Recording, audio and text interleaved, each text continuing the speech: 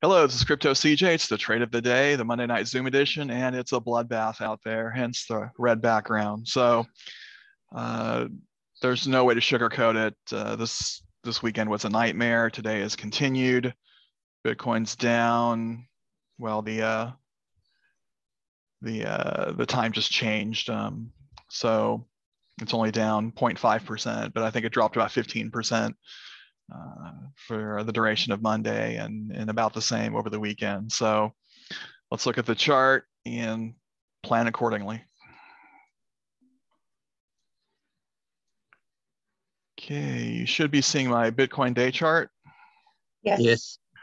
All right, I have discarded all my drawings on Bitcoin because at this point, what's the point? And I added the VRVP over here. Those of you in CryptNation may recognize this from Bryce's charts. We're trying to get a feel for where the volume is on Bitcoin. And the big drop we had, I'm on the, from the 8th to the present, almost 30%.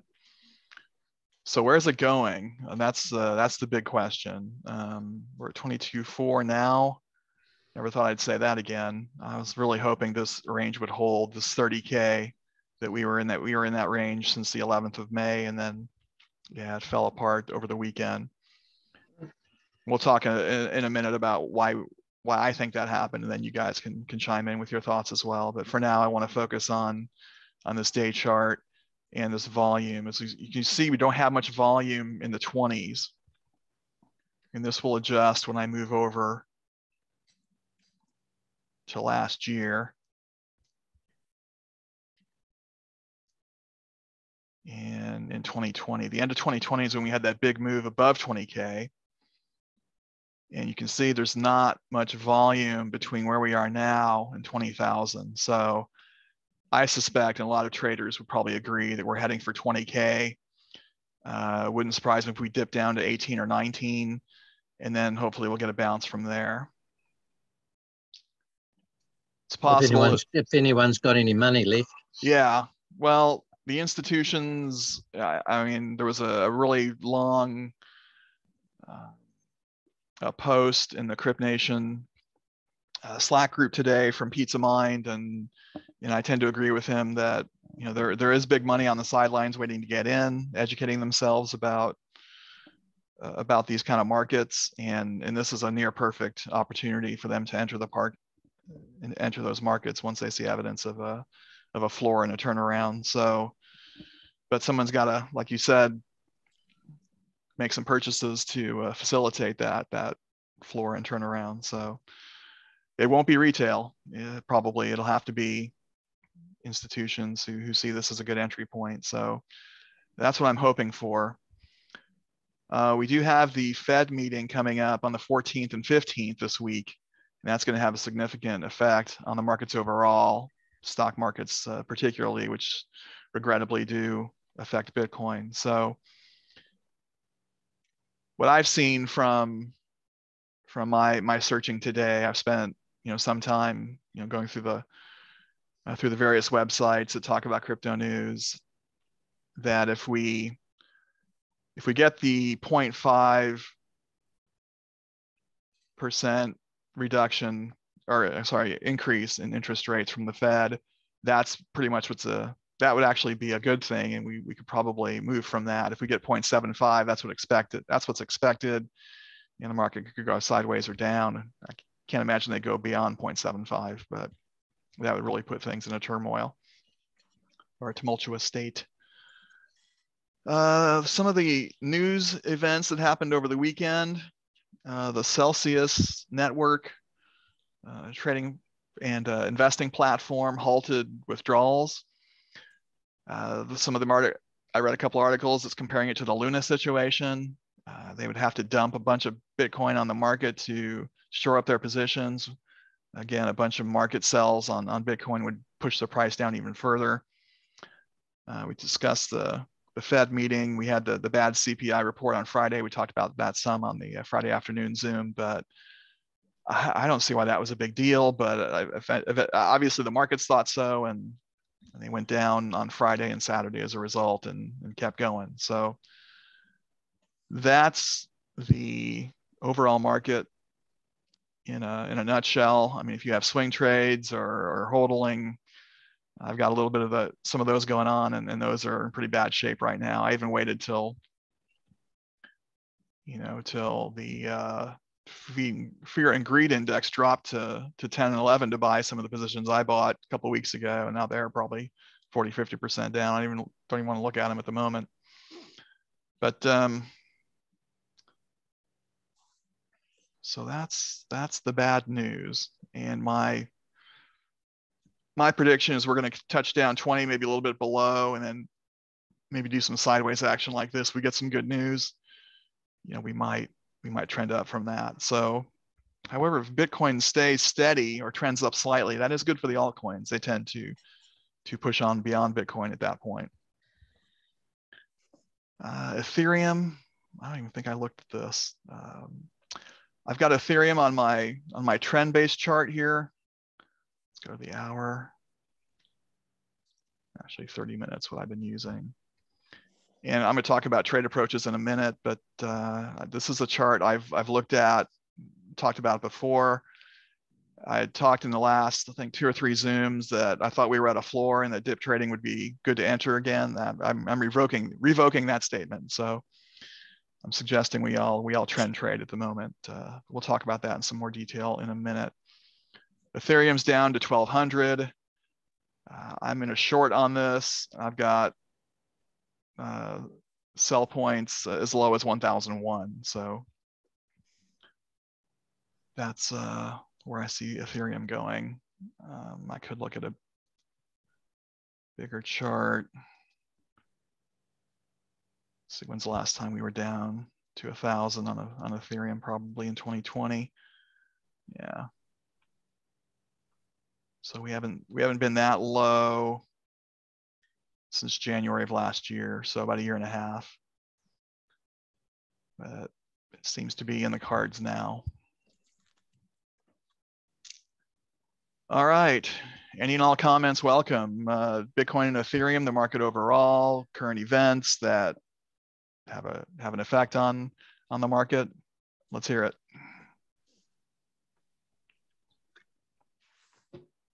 If you guys don't talk about this, I'm going to be a little disappointed in you. Or I have to call on people. Let's see. Craig, no comments from you? Help me out, bud. No, I'm just holding my breath, really. Okay. All right, we've got, let's see, Steve. The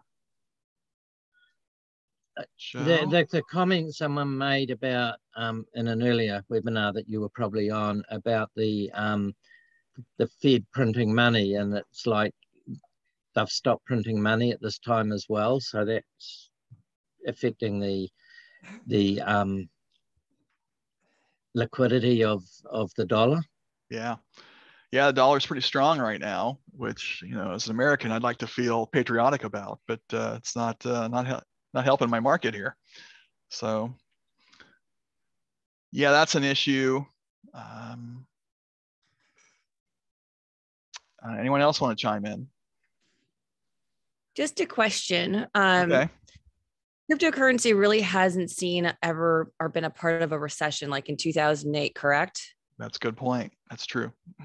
It was born out of that recession. So yeah. So being that we're in uncharted territories, not understanding how this type of ecosystem could work in a recession, which, of course, has been talked about.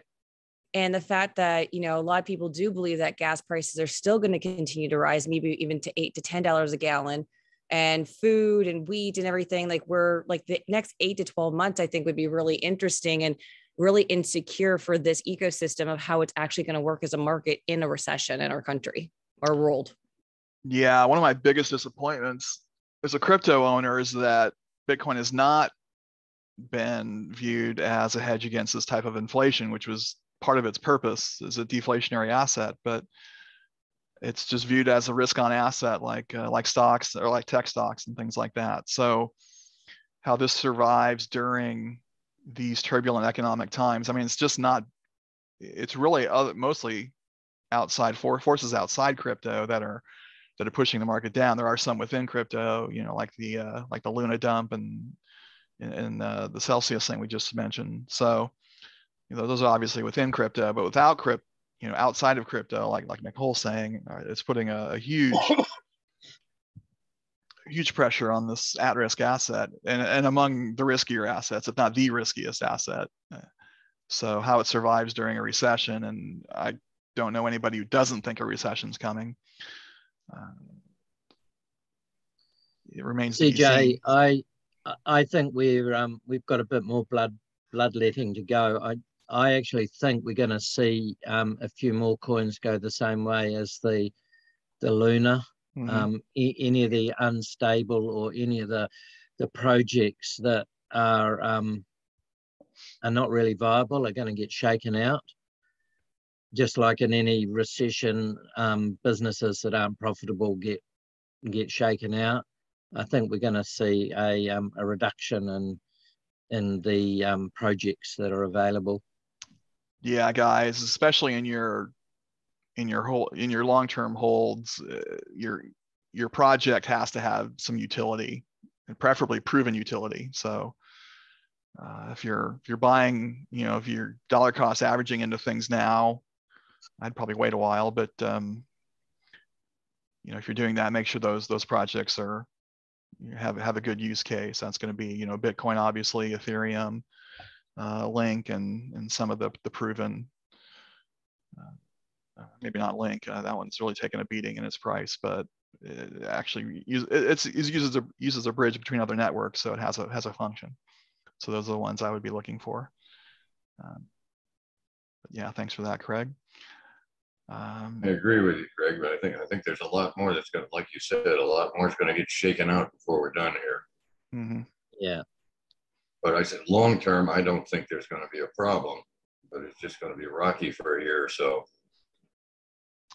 Yeah, it could be like 2018, a little before my time in crypto, but yeah, I heard such things happen back then. So. Well, when's the next Bitcoin fork? Because that's probably, is it a fork? Is that what they call it? You mean halving? Halving. That's the one. I think it's 24? 23, 24. That's sort of it's 24. a time where traditionally that's a time when it moves, it forges ahead. That's something to look forward to, at least. It's a long way out, though.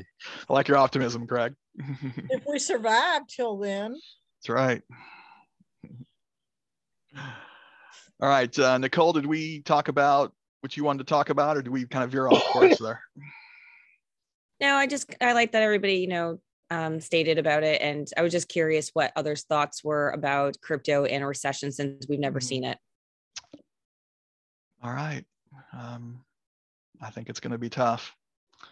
So any other comments or predictions about the market overall? I think it's going to be like the .com bust. Whoa, Mark coming in with heat on that one. Yeah, I was living in Denver at the time, and it was a big hub for the .com there. So a lot of stuff went down. So the survivors are the ones that you're going to, and you've already alluded to this. It's a good point, though, because who survived? Amazon, Google, eBay, a few others, and they're some of our biggest companies now. So there was a lot of money and a lot of venture capitalists going on. I mean, this is different. We have a lot of money from the printing and stuff, but that period after the .com bust was pretty bad. There was no government coming in and spending a lot of money. So. But yeah, government's not going to rescue crypto, that's for sure. No, that's why I think it's going to be a little bit like .com. That's interesting. I haven't thought of it that way. I think the stock market's going to get pretty ugly too. I think there's going to be some pain. I think the Federal Reserve, like, you got inflation. I think they're wanting the stock market to crash because that's going to bring down inflation. So Yeah, I think we're in for a rough ride, but who knows? Never know. But yeah, survival. Yeah, that's the point. Point now. It's just I'm just trying to regroup and survive, because you survive, and then it's going to be some great investment opportunities after that. Yeah, that's true. I mean, I primarily talk day trading here, and we're going to do that shortly. But for those of you guys who are hodlers and have some cash on the sidelines, probably in the next week or two, I'd start creating a plan to start picking up some really good projects at 80-90% off. Let's see, did I save that? Yeah, I'm starting to try to do day trading now. It's the hodling stuff is killing me. Yeah, I hear that. So yeah, I think through a rough market, if you can at least you can survive by doing day trading as long as it gotta be good at it, which I'm not. Well, but hopefully we can help you with that. Carbon. Yeah. That's where I've learned a lot from Carbon. Once that gets up and running, then I can get a bit more proficient at day trading. All right, cool. But not everybody here is a member of Carbon, so let's save that those references for that. The next Zoom. But appreciate it. Like your energy. One. Good to have you aboard. You and I have spoken before, but I think it's the first time I've seen you on the Zoom. Yeah, I usually don't have time, but now I gotta make time. I gotta get really serious about all this stuff now. All right. I've got a screenshot here from a Twitter post. You guys seeing this okay? Yes. All right. So these are from the all-time highs, some of the drops in price. So, and I think most, if not all of these are, not financial advice, but quality projects. These are all things I either own or would consider owning, maybe with the exception of Aave, but the others I like. And Matic is a little iffy too, but the others I think have potential, and those are ones I would consider stocking up on. So, all right. So what do we do now? And what do we do as traders, as short-term traders? Well, the strategy I'm incorporating is trend-based. It's using like the Chandelier Exit and I should bring that up. It's like this chart here. This has got the Chandelier Exit and the Bjorkum superscript, and I've got the RSI with a moving average. This VAPI is a volume indicator. There's a lot of these, and the MFI, which you've seen me talk about before. So I'm doing more trend trading. I've kind of scrapped dip trading for now until I see the market. So until I see a floor or hold. I like dip trading. I prefer it, and I still think overall it's the best way to trade. But you gotta adapt for the market. So with that in mind, I'm actually using an indicator I bought, but I haven't tested it enough yet, and I don't want to talk about it here. But so these Chandelier Exit I think is a good, it's free on TradingView, and it's a good approach. So what I'm doing is I'm essentially just shorting, and I'm shorting with a stop loss, which is very different than what I've done before.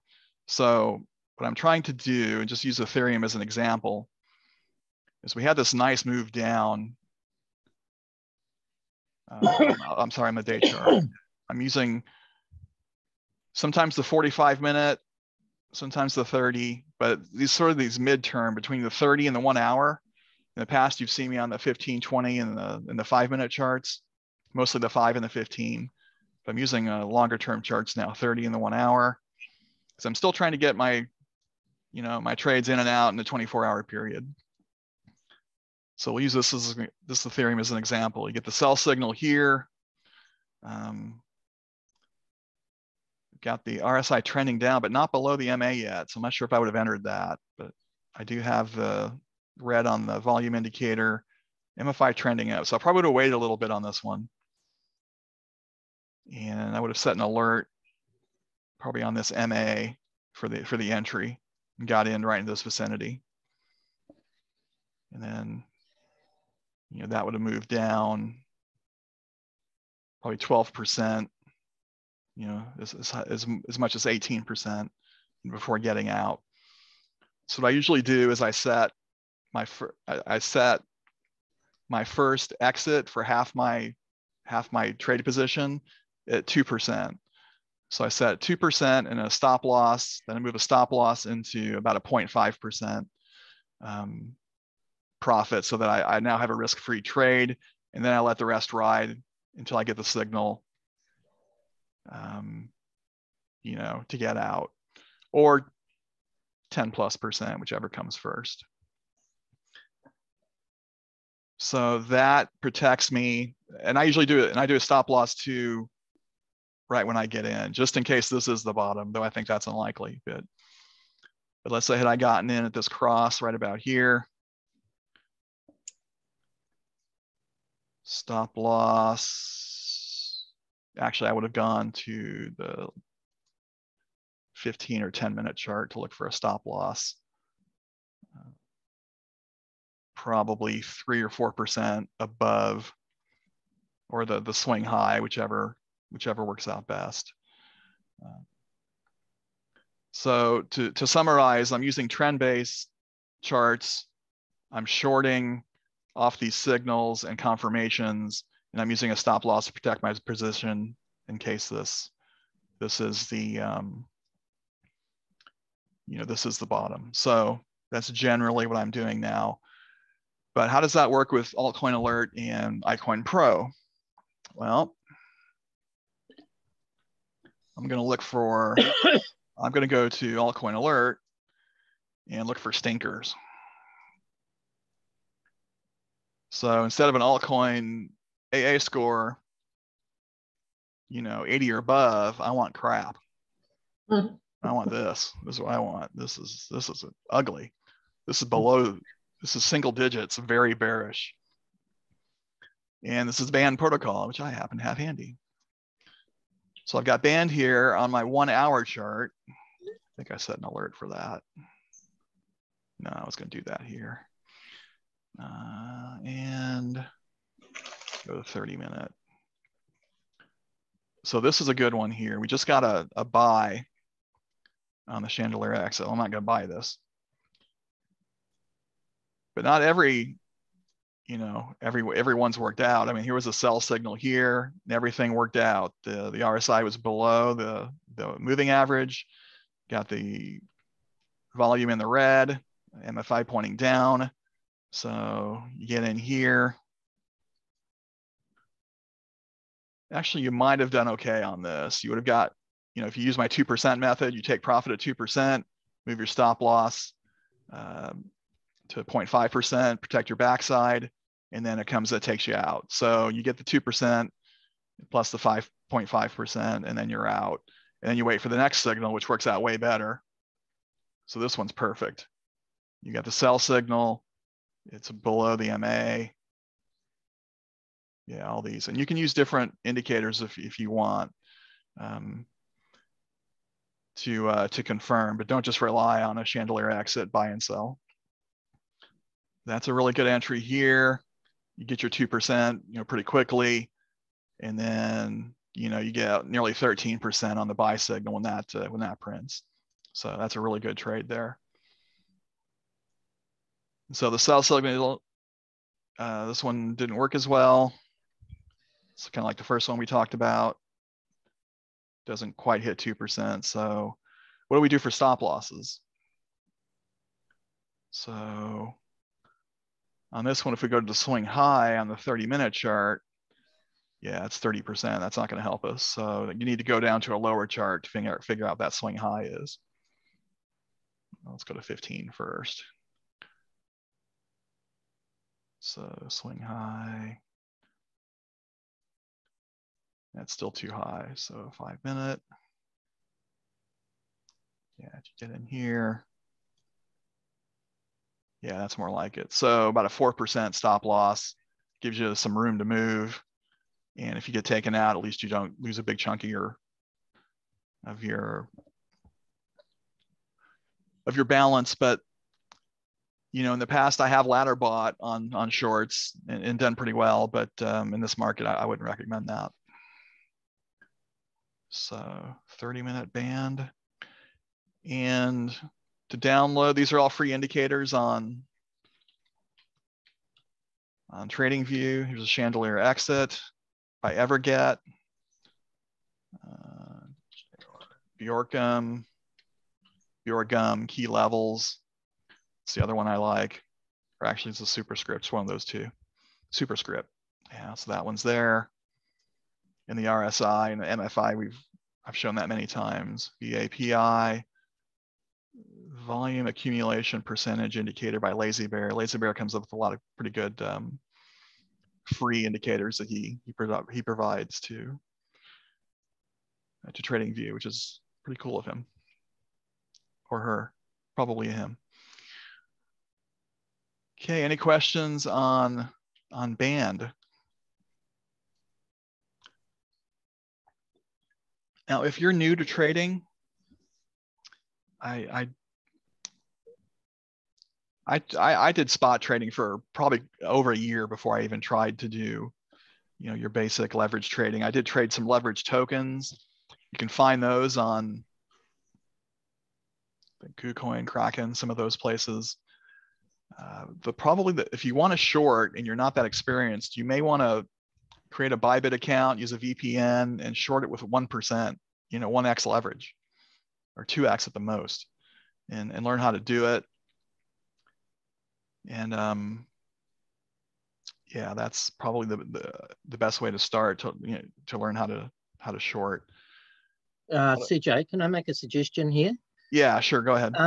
If you're using Bybit, they have a test site, and it's testnet.bybit.com, and you can have I think it's 50,000 trading account. That's all paper money, so you can test things out, learn how to use it, and not actually have to front up any money at all while you're learning. That, my friend, is a genius suggestion. So could you put that? Could you type that in the yeah, in the chat? I will. Thanks. I use it regularly just for testing strategies, learning how, like things like trailing stop loss, test it on things like that, all those sort of things. Anything I'm not sure about, I do a little test on it first to make sure that it's going to work. All right, that's a great idea. So yeah, I'll throw that in the chat. And if what we think is true and what we talked about is true earlier, this bear market is going to be with us for a long time. So I think if you want to make money in the short term, I think it's a good idea to take Craig's suggestion, start learning it, testing it, getting familiar with it. And that's a really good way to start, but don't get cocky, because paper trading, which is sort of the slang term for what Craig describes, and trading with real money are very different. So when money's on the line, we tend to act differently. So do the test net, do the paper trading first. When I started actually trading at all, I did that for a month, and then I traded really small for probably another couple months, and then I went bigger. But that was on spot trading. So take that into consideration on when you're doing leverage, and keep the leverage low, single digits. So what I did, you've got quite a bit of money, and you've got the opportunity, you can create sub-accounts, you can do the whole gambit of everything you can do on Bybit. Mm-hmm. So what I tended to do was put an amount very similar to what I was going to put in for my trading. So if I was going to trade a $2,000 account, then I moved 2,000 in. If it was a 500, I moved a 500 in and traded that and tried to make that work. Rather than working on a big balance that, it's pretty easy when it's a big balance. Right. So, it's going to default to that kind of thing, 50, 100K. That's not very useful to you if you're starting. Well, it's all in the spot to start with. So you've got to move it to the derivatives before, so you can just move a bit of it across. And a lot of it's in coins. So you've got to sell it to convert it to USDT. Yeah. And then so you've got to go through all the same processes that you would if you were doing it for real. So it's really cool, and you can do spot trading and everything else as well. So highly recommend it. All right. Very good suggestions there. Any questions on Band before we look at a couple others? Based on recent events, I'm not going to be as into information sources, Altcoin Alert and iCoinPro as much as usual, because we've got to kind of radically change our thinking to adapt to this market. So Band is one I was looking at, and very bearish and bearish. Most, only as I'd say 10% or fewer coins are available to short to derivatives. So I'm looking at ones I'm pretty sure are available. Is FET on Bybit, Craig? Do you know?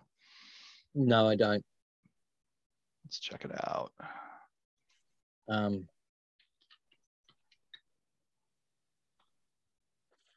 I don't see it. Oh, there. No, that's FTT. Okay. All right. Well, I didn't see any others on Altcoin Alert through the AA sort. So we should also go to our long-term sentiment sort and go the opposite. Very bearish. Yeah, look at Aave is really crap. Bearish, very bearish, bearish, bearish, all over the place. So let's look at Aave.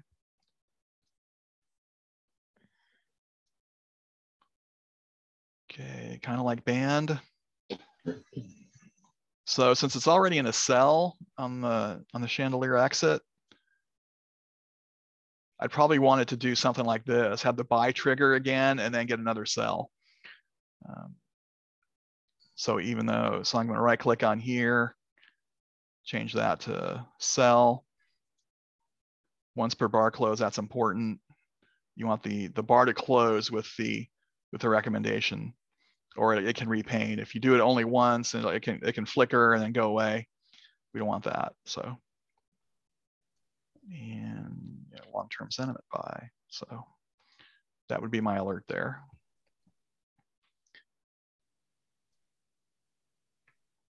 And then make sure you've got at least I'd say at least two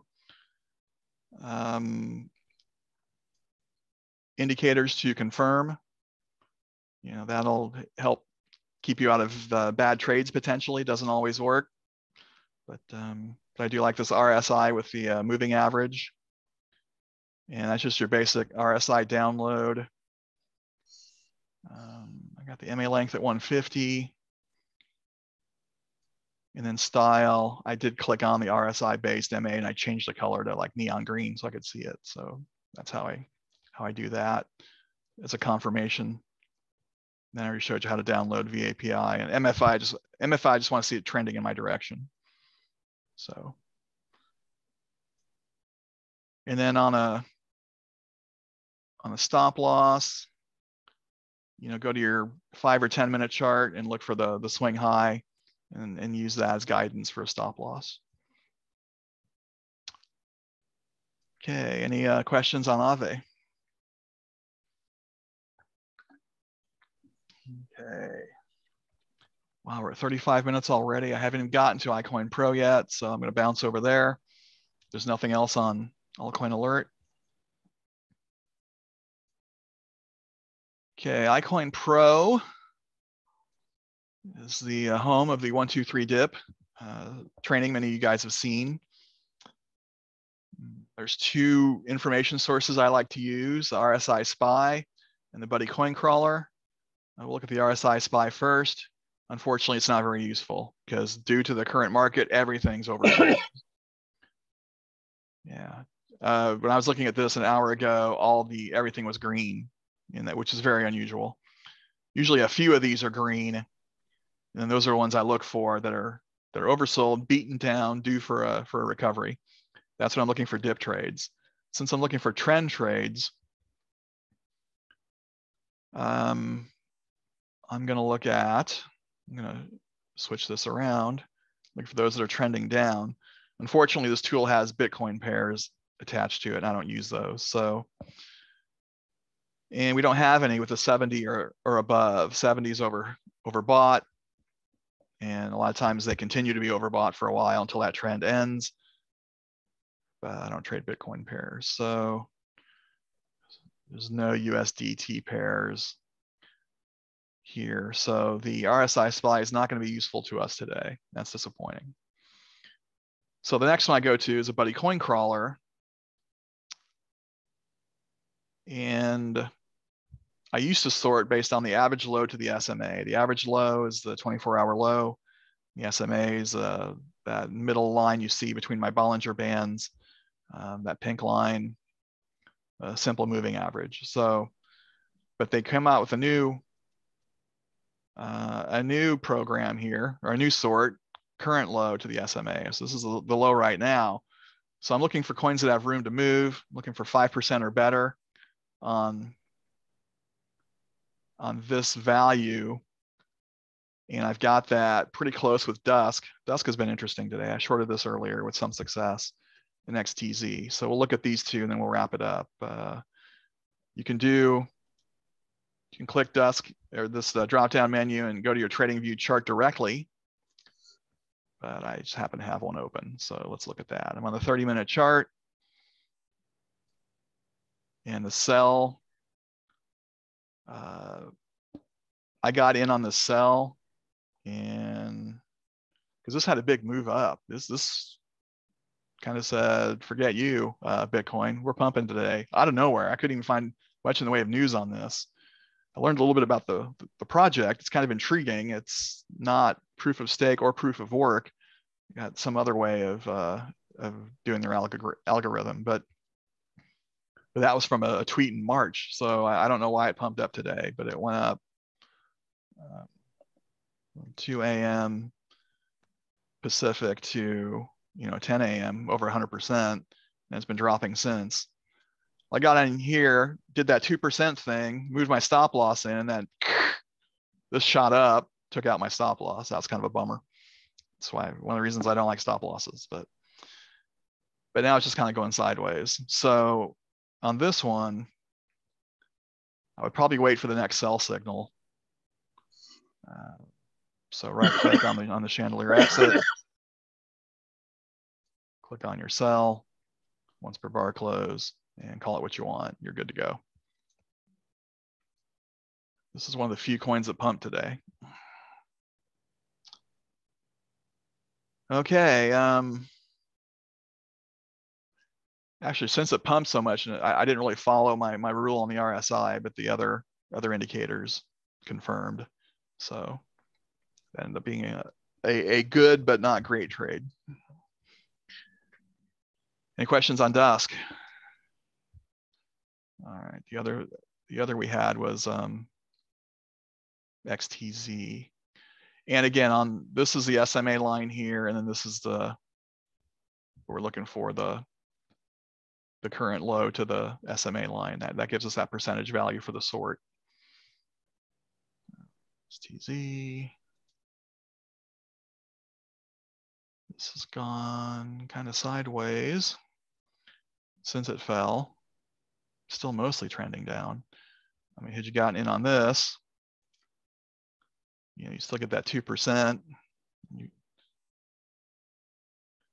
You might, I don't know if you stay in. If the buy signal goes off, well, you'd be stopped out probably on the second move on the 0.5. So still a pretty good trade. Wait for the buy sequence to pump up a little bit, then catching this one here. You might want to wait till this candle. That's pretty good. It's a sharp move down, but doesn't quite cross the SMA. And everything else confirms I probably would have taken this had I been looking at it at the time. And so that's a really nice, you got that 2% move, and you'd probably still be in it waiting for the next buy signal. So, all right, so this gives us the sell at 1500. If we go to the 5 o'clock or the 5 minute, 1500, we're right about here. So yeah, this is what I would be using for a stop loss, this vicinity here, right above this where it starts to turn back down. take about a 4.5% loss. But it's not an issue. It just trends down pretty hard, and you take that initial 2% profit, move your stop into 0.5%, protect your backside, and let it ride for a while. So, but I would do that on the 30-minute chart, not on the 5. I just use the lower time frames to look for stop losses. Okay, any questions on XTZ? Hope I didn't go over your head too much, especially for you new folks. But again, in this market, I think there's some value in learning how to short. So, all right, well, that's all I have for the market overall, Altcoin Alert and iCoinPro. For those of you in Carbon, feel free to stick around. I'll be starting a new Zoom in a few minutes. If you're watching this on the recording, thanks for doing that. And if you're looking for a way to short, please check out my links in the comments below, and click on that Bybit link. That'll help us both. Otherwise, we'll see you Friday.